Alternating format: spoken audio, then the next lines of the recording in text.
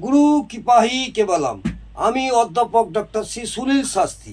আজ আমি আপনাদের ভূত প্রেত বা হাওয়া বাতাস ছোট ছোট বাচ্চাদের এবং মাঝে মাঝে বড়দেরও অনেক ডিস্টার্ব করে থাকে। ভূত প্রেতের বাধা, এই ভূত প্রেতের বাধা থেকে মুক্তি পাওয়ার জন্যে আমি আপনাদের ছোট্ট এই টোটকাটি বলছি, করে দেখতে পারেন। আশা করব আপনারা আশানুরূপ ফল পাবেন। যদি ভূত প্রেতের অতৃপ্তি হেতু হয়রান হন বা কষ্ট দেয়, সেই ক্ষেত্রে কি করবেন? তাহলে অমাবস্যার দিন একটি আঙুচ কলাপাতা কেটে নিয়ে আসবেন।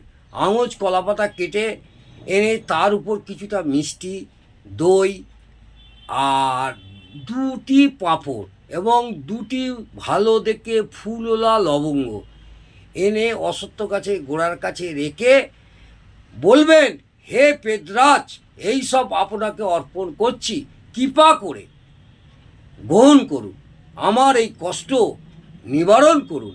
এই ক্রিয়া করলে দেখবেন আপনাদের সব বাধা দূর হবে এবং ভূত প্রেতের হাত থেকে অনেকটাই রেহাই পাবেন। যদিও আজকাল অনেকে বিশ্বাস করেন না, সায়েন্সের যুগ, কিন্তু একটা উপদেবতা বা হাওয়া বাতাসের ব্যাপার থেকেই থাকে। মাঝে মাঝে দেখবেন অনেক যাদের রাস হালকা, অনেক ছোট ছোট বাচ্চাদেরও এরকম হয়ে থাকে। সেই ক্ষেত্রে বাচ্চাদের ক্ষেত্রে তাদের মাকে এই ক্রিয়াটি করতে হবে। করে দেখুন, আশা করব অবশ্যই আপনারা এই ক্রিয়াটির ফলে অনেক সুফল পাবেন। যদি আপনার এই ক্রিয়াটি করে ভালো লাগে, তাহলে অবশ্যই আমার এই টোটকাটি পড়ে বা ক্রিয়াটি করে আপনাদের উপকৃত হন, তাহলে একটি লাইক করবেন। আমি আরও আপনাদের অনেক ছোট ছোট টোটকা বলবো, যেগুলো আগামী দিনে আপনাদের অনেক উপকৃত হবে।